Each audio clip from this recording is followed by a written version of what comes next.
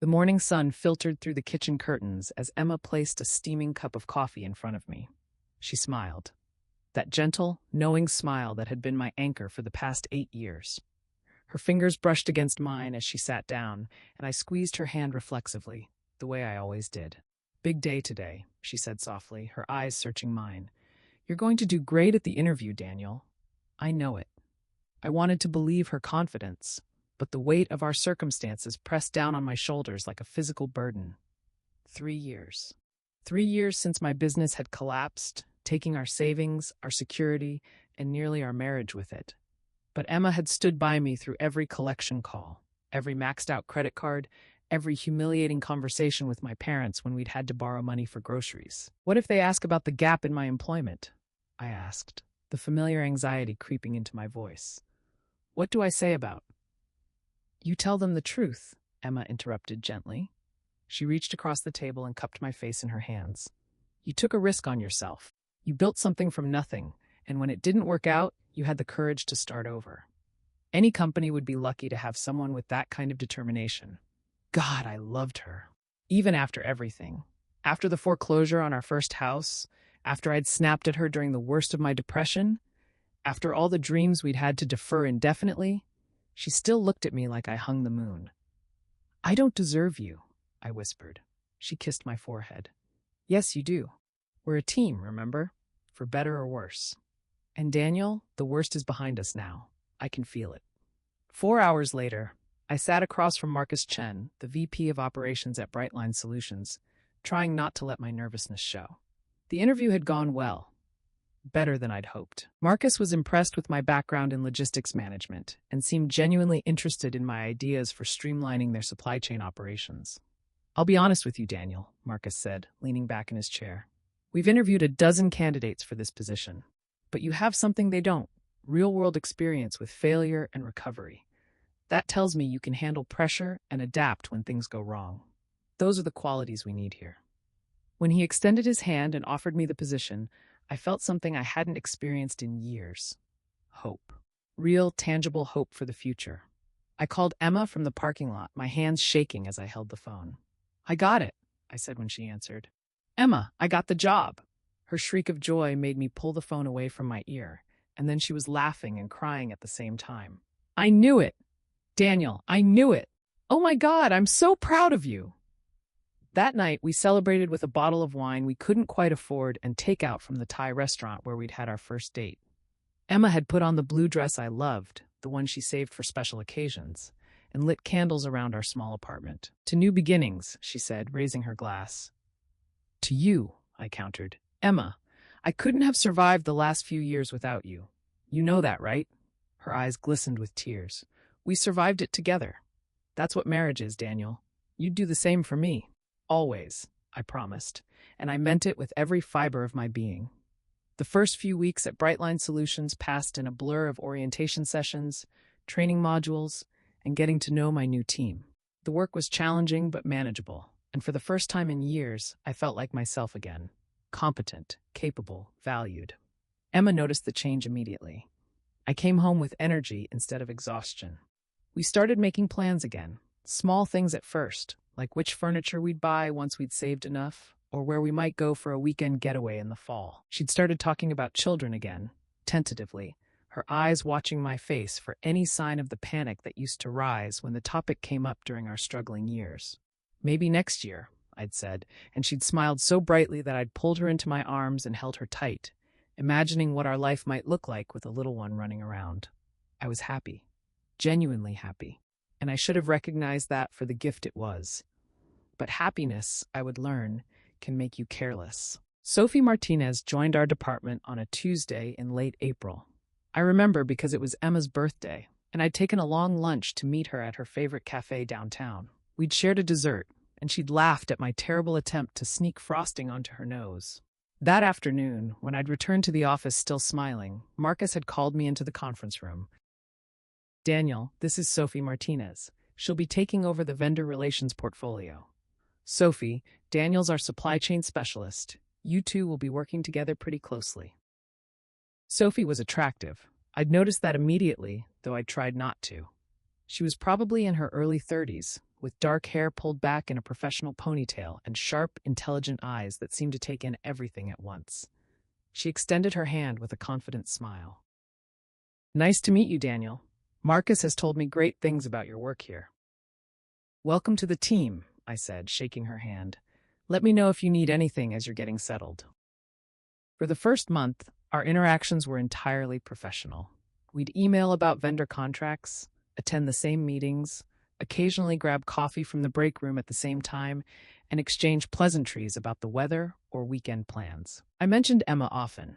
"My wife and I saw that movie," or "Emma made this amazing pasta dish over the weekend," because talking about her felt natural, comfortable, like a talisman that reminded me of who I was and what I had.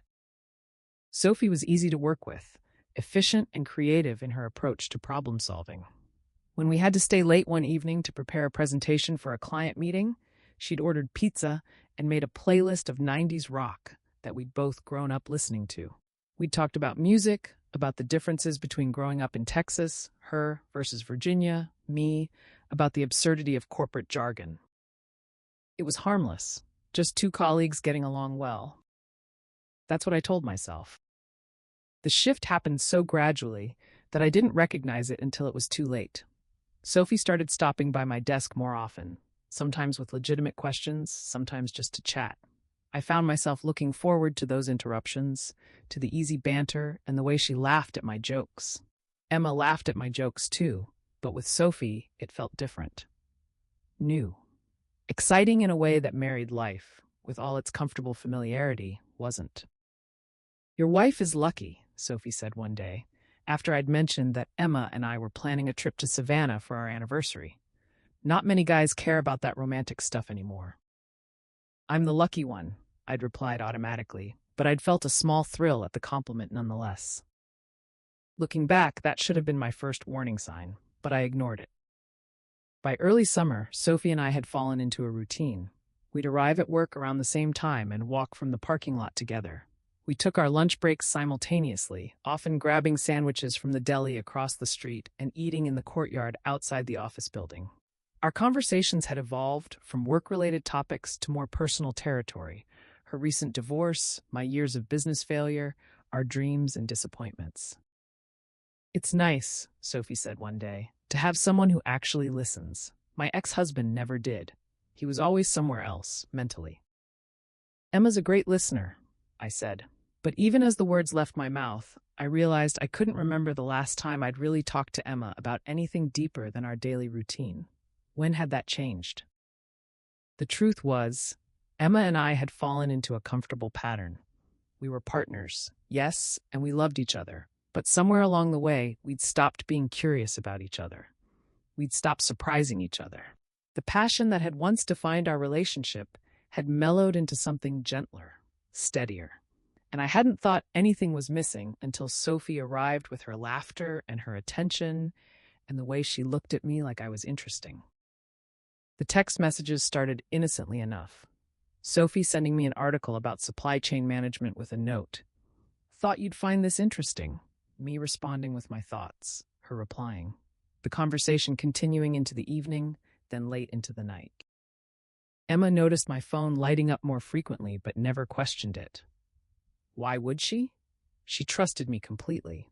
That trust, which had once felt like a gift, now felt like a weight. "Everything okay?" Emma asked one night as we lay in bed, my phone buzzing with another message from Sophie on the nightstand. "Just work stuff," I said, and it wasn't entirely a lie. Sophie and I were collaborating on a major project, and we did discuss work, but we also discussed everything else: movies, childhood memories, the strange loneliness that comes with feeling like you're playing a role in your own life. Emma snuggled closer to me, her arm draping across my chest. "I'm so glad you found this job, Daniel. You seem like yourself again." Guilt flickered through me, sharp and uncomfortable. I kissed the top of her head. "Get some sleep, love." After she drifted off, I carefully reached for my phone and read Sophie's latest message. "I'm glad we're friends. You make the workday so much better." I should have stopped there. I should have recognized the dangerous territory I was entering and pulled back. But instead, I typed, "Same, sweet dreams." The line between appropriate and inappropriate is thinner than people think. It's not a wall you crash through dramatically. It's a boundary you cross inch by inch, each small transgression seeming insignificant on its own, until you look back and realize how far you've strayed from where you started. The night everything changed, Emma was at her sister's house for a birthday dinner. She'd invited me, but I'd begged off, claiming I had work to catch up on. It wasn't entirely false. I did have reports to review, but it wasn't the whole truth either. Sophie had mentioned she'd also be working late, and the prospect of a quiet office, of uninterrupted time with her, had been more appealing than a family gathering. We'd ordered Chinese food and spread the containers across the conference table, our laptops open but largely ignored. The sun had set, and through the glass walls of the building, the city lights sparkled against the darkening sky. "Can I ask you something?" Sophie said, setting down her chopsticks. "Sure." "Are you happy? In your marriage, I mean?" The question hung in the air between us, dangerous and electric. I should have deflected. I should have said yes and changed the subject. Instead, I found myself being honest. "I don't know. I love Emma. I do. But sometimes I wonder if we've become more like roommates than partners. Does that make sense?" Sophie nodded slowly. "My ex and I were like that toward the end, just going through the motions. It's lonely, isn't it? Being with someone but still feeling alone." "Yes," I whispered, and the admission felt like opening a door I'd been keeping locked. She moved closer, and I didn't stop her. When she kissed me, I kissed her back. And in that moment, I made a choice that would destroy everything I'd built with Emma. What followed was a fog of rationalization and compartmentalization. Sophie and I began meeting outside of work, coffee shops in neighborhoods where we wouldn't run into anyone we knew, a hotel bar on the edge of town, eventually a hotel room itself. I told Emma I was working late on a critical project, attending networking events, helping a colleague move. The lies came easier than I'd expected, each one building on the last. The affair wasn't just physical, though that part was intoxicating in its newness. It was the way Sophie looked at me like I was exciting and mysterious. It was conversations without the baggage of shared history and past failures. With Sophie, I could be whoever I wanted to be. With Emma, I was Daniel, who had lost everything and had to be rebuilt, a version of myself I'd grown tired of being reminded of. The guilt was constant, but manageable. I told myself it was temporary, that I'd end it once I figured out what I really wanted. I told myself Emma was better off not knowing, that what she didn't know couldn't hurt her. I told myself I was still a good husband in all the ways that mattered. I came home every night, I paid the bills, I was kind to her. But I stopped touching her the way I used to, stopped really seeing her. When she'd try to initiate intimacy, I'd claim exhaustion. When she'd suggest we go out, I'd plead work obligations. She never questioned any of it because questioning me would have meant questioning her trust, and Emma's trust was absolute. "I'm worried about you," she said one evening as I prepared to head out for what I'd claimed was a work dinner. "You're working so hard, Daniel. Too hard. When's the last time we just spent an evening together?" "Soon," I promised, kissing her cheek. "This project is almost wrapped up, and then things will calm down." She smiled, believing me, and that trust cut deeper than any accusation would have. The double life became a routine. Morning Daniel belonged to Emma.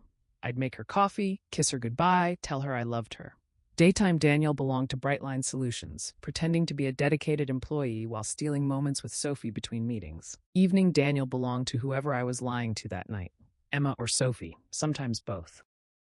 Sophie never pressured me to leave my marriage. She claimed she was fine with the arrangement, that she wasn't looking for anything serious after her divorce. But I could see the hope in her eyes when I complained about Emma, could feel her disappointment when I canceled our plans because Emma had surprised me with dinner reservations or tickets to a show. "You need to figure out what you want," Sophie said one night as we lay in the hotel room that had become our meeting place. "I can't keep being the other woman forever, Daniel." "I know," I said. "I just need time." Time. That's what I thought I had. Time to figure out my feelings. Time to decide between the comfortable history with Emma and the exciting possibility with Sophie. Time to find a way to not hurt anyone. But time was running out, and I was too caught up in my own selfishness to see it. Emma, meanwhile, was planning our future. She'd started looking at houses in better neighborhoods, talking about starting a family now that we were financially stable again. She'd been picking up extra shifts at the clinic where she worked as a nurse, saving money for the down payment on a home. Every penny she earned, she put toward our shared dreams. "Look at this one," she'd say, showing me listings on her phone. 3 bedrooms, good schools nearby. It's a bit of a stretch, but if we're careful for another year. I'd nod and make appropriate noises, but my mind was elsewhere. With Sophie. With the next lie I'd need to tell. With the exhausting mental gymnastics of keeping my 2 lives separate. The worst part wasn't the betrayal itself. It was how normal it all began to feel. How easily I slipped into deceit. How quickly I'd gone from a man who'd promised Emma forever to a man who couldn't even give her honesty. The promotion came through in late October. Marcus called me into his office on a Thursday afternoon and told me they were creating a new senior management position, and they wanted me for it. More money, more responsibility, more respect. Everything I'd worked toward. "You've exceeded every expectation," Marcus said, shaking my hand. "Your work on the Meridian contract alone saved us hundreds of thousands. You're exactly the kind of talent we want to invest in." I called Emma first, not Sophie, Emma. Because somewhere beneath all the lies and betrayal, a part of me still recognized who I was supposed to be. "Daniel, that's incredible." Emma's voice was full of genuine joy. "We need to celebrate. Let me come by your office after my shift ends. We can go to that Italian restaurant you love." "You don't have to," I started, but she cut me off. "I want to. Daniel, do you know how proud I am of you? How long I've waited to see you succeed like this. Let me come celebrate with you." Something in her voice, the pure, uncomplicated love, made my throat tighten. "Okay," I managed. "Come by around 7. After we hung up, I sat in my office staring at the phone. I should tell Sophie the celebration was off, that my wife was coming. But I didn't, because Sophie had already planned something, and disappointing her felt impossible. Sophie knocked on my office door an hour later, her smile radiant. "Congratulations, Mr. Senior Manager. I knew you'd get it." "Thanks," I said, glancing at the glass walls that surrounded my office. Anyone in the building could see us. "So," she said, closing the door and moving closer, "I made reservations at that wine bar you mentioned. We should celebrate properly. Actually, Emma's coming by later. I should probably—" "Oh." Her face fell. "Right, of course." The disappointment in her eyes made me reckless. "But maybe just for a bit? A quick drink before she gets here?" Sophie's smile returned and she squeezed my hand. "I'll go grab my things." What happened next occurred in slow motion, every detail etched into my memory with painful clarity. Sophie and I were in my office, standing close together. She'd brought a card she'd made, something silly and sweet about my promotion. I was laughing, she was laughing, and without thinking, I'd taken her hand. Not romantically, just a gesture of affection, of gratitude for her support. But to anyone looking in from outside, through those damn glass walls, it would have looked like exactly what it was: intimacy between 2 people who were more than colleagues. I didn't see Emma at first. Didn't notice her stepping off the elevator with a gift bag in one hand and hope in her eyes. Didn't see her scan the office floor looking for me, her smile already in place. But I saw her freeze when she found me. Saw the moment she registered what she was seeing. Me and Sophie, standing close, holding hands, looking for all the world like 2 people who belonged together. Our eyes met across the office space, just for a second. Long enough for me to see her expression transform from joy to confusion to something that looked like physical pain. Long enough for me to drop Sophie's hand and start toward the door. But Emma was already moving, turning away, walking quickly back toward the elevator. She didn't run, didn't make a scene, just left with a dignity that somehow made everything worse. "Shit," I breathed. "Emma!" I ran after her, but the elevator doors had already closed. I pounded on them uselessly, then bolted for the stairs. 6 floors, my heart hammering, my mind racing through explanations that all sounded hollow before I could even form them completely. By the time I reached the parking lot, Emma's car was already pulling out. I ran after it, shouting her name, but she didn't stop. Didn't even look in the rearview mirror. The drive home took 20 minutes, though it felt like hours. I called her phone 17 times. Each call went to voicemail. I texted, "Emma, please, let me explain. It's not what it looked like." Then, "Please answer. I'm coming home." Then, "I love you." The read receipts showed she'd seen them, but she didn't respond. When I burst through our apartment door, I called her name. Silence answered. Her car was in the parking lot.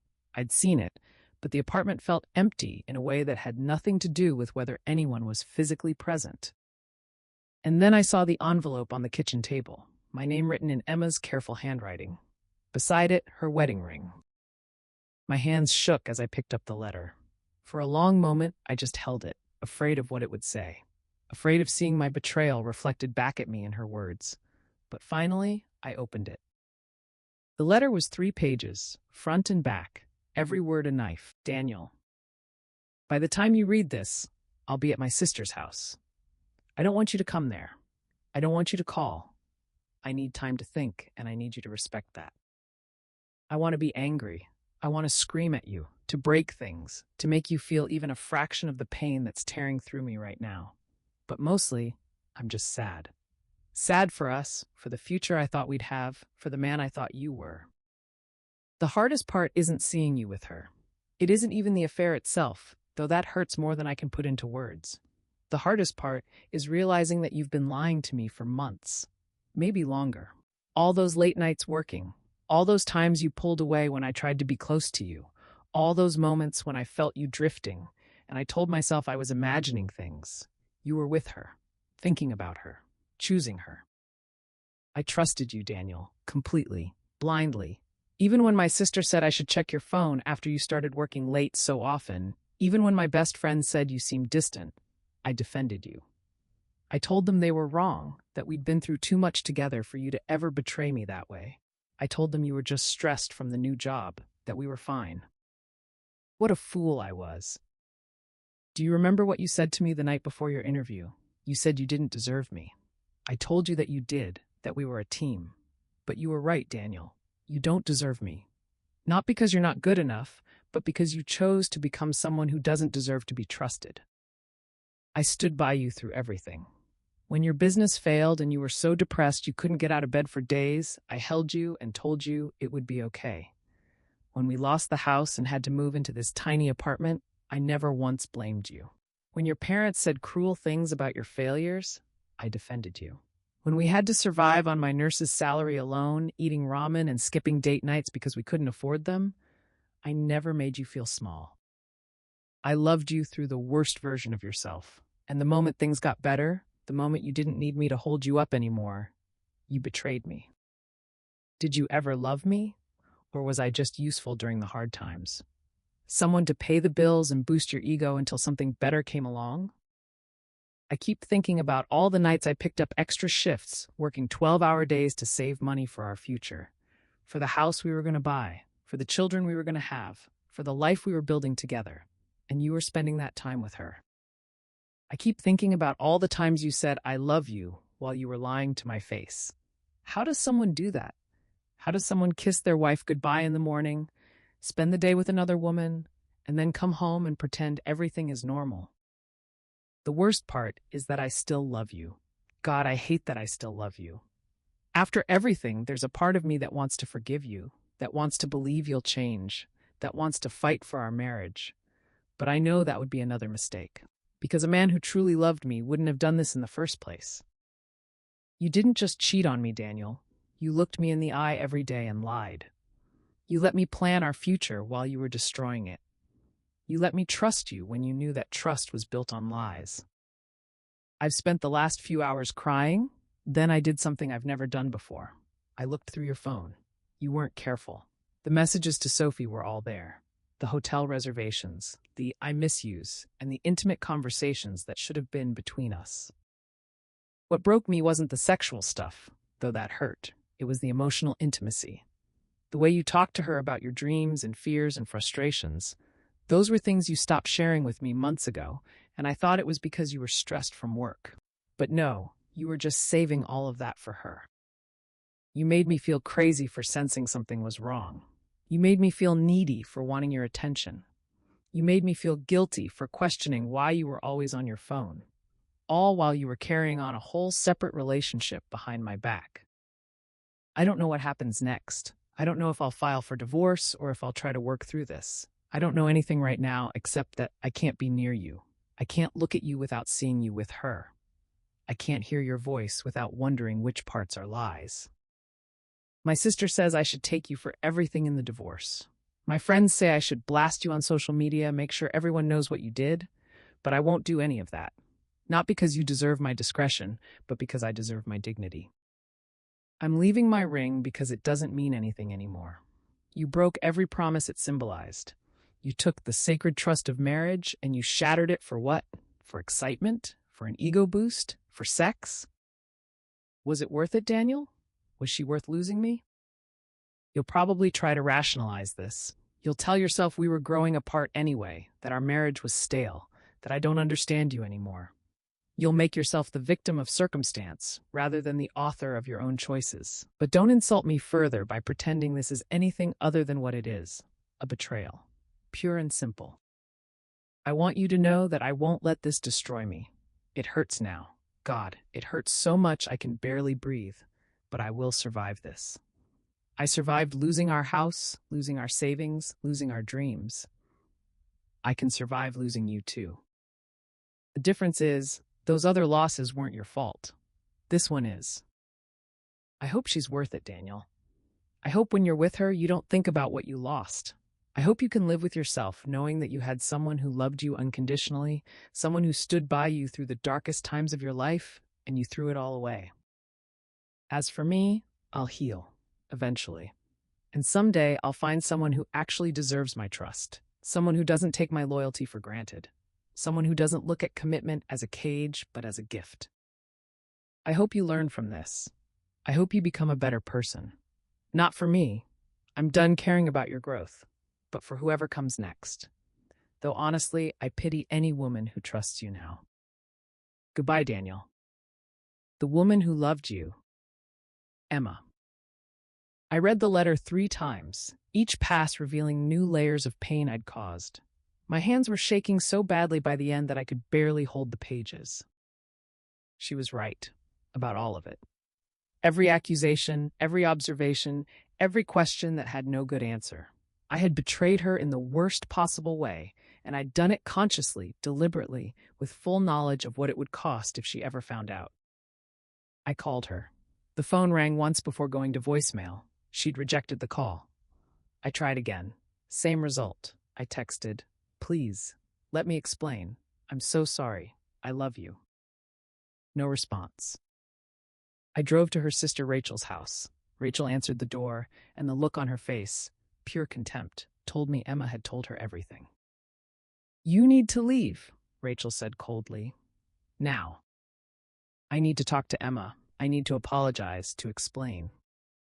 "Explain what? That you're a cheating piece of shit? She already knows. She saw it with her own eyes." "Please, Rachel. I love her. I made a terrible mistake, but I love her." "No," Rachel said, her voice hard. "You love yourself. You loved having Emma's devotion, her support, her trust. But you didn't love her enough to stay faithful. You didn't love her enough to be honest. So don't stand on my doorstep and insult both of us by calling what you did love." She slammed the door in my face. I returned to our apartment and saw it with new eyes. Emma was everywhere. In the photos on the walls, the books on the shelves, the little touches that made our space a home. Her coffee mug still sat by the sink from that morning. Her jacket hung by the door. Her presence permeated every corner, and her absence was crushing. That night, I didn't sleep. I sat at the kitchen table with her letter and her ring, the full weight of what I'd done finally hitting me. I'd destroyed the best thing in my life for what? For Sophie, who was never going to fill the Emma-shaped hole in my heart? For the thrill of something new? For my ego? Sophie called around midnight. I'd forgotten about her entirely. "What happened?" she asked. "You just disappeared. Are you okay?" "Emma knows," I said flatly. "She saw us." Silence on the other end. Then, "Shit! Daniel, I'm so sorry. What are you going to do?" "I don't know." Do you want me to come over? You shouldn't be alone right now. The offer, which might have seemed caring under other circumstances, suddenly struck me as grotesque. Emma was at her sister's house crying over my betrayal, and Sophie was offering to comfort me, as if I was the victim here, as if I deserved comfort. No, I said. I think we need to stop this, whatever this is. What, Daniel? I thought. I need to try to fix my marriage. Another silence. Then Sophie's voice turned cold. So I was just entertainment? Something to pass the time until you decided you wanted your wife back? That's not fair. Not fair? You're talking to me about what's not fair? I put myself out there for you. I believed you when you said your marriage was over. And now you're going to go crawling back to her? I never said my marriage was over. I never promised you anything beyond. Beyond fucking me in hotel rooms and telling me I understand you in ways she doesn't. Sophie's voice cracked. I was stupid to believe you. You're just another married guy who wanted to have his cake and eat it too. She hung up. She wasn't entirely wrong. I had used her, just as I'd betrayed Emma. I'd hurt both of them in different ways, all while playing the victim of my own circumstances. The next few weeks were a blur of anguish. Emma refused to see me or speak to me. Her lawyer sent divorce papers to our apartment. I begged her through texts and voicemails to give me a chance to prove I could change, to show her that our marriage meant everything to me. She never responded. Work became unbearable. Sophie transferred to a different department, and the awkwardness of passing her in the hallways was excruciating. My colleagues had noticed Emma's absence from the office party we'd been planning, and rumors spread quickly. Marcus called me in for a conversation about professionalism that made it clear the company knew I'd had an affair with a subordinate. My promotion, so recently celebrated, was now tainted with whispers and judgment. I moved out of our apartment when Emma finally agreed to meet with me, not to reconcile, but to divide our belongings. She was cordial, polite even, treating me like a stranger she was doing business with. That hurt more than anger would have. Emma, please, I said as we sorted through kitchen items. I know I don't deserve forgiveness, but can we at least try? Couples therapy? A separation instead of divorce? Something? She looked at me with eyes that held no warmth. Why? Because I love you. Because we've been through so much together. Because I'm an idiot who made the worst mistake of his life, and I can't lose you. You already lost me, Daniel. The moment you chose to betray me, you lost me. I'm just making it official. Please. No. Her voice was firm. I'm not going to spend the rest of my life wondering if you're really working late or if you're with someone else. I'm not going to live with the knowledge that when things got hard, you looked for comfort in another woman's arms. I'm not going to teach our future children that it's okay to stay with someone who betrays you. We could have children, I said desperately. We talked about it. We planned. We're not having children, Emma interrupted. I'm having children. Someday, with someone else. Someone who knows what he has and doesn't throw it away. She was right, of course. But hearing her talk about a future with someone else, about giving another man the life we'd planned together, broke something in me. The divorce was finalized 4 months after she found out. 4 months of lawyers and mediation, and the dismantling of 8 years of marriage.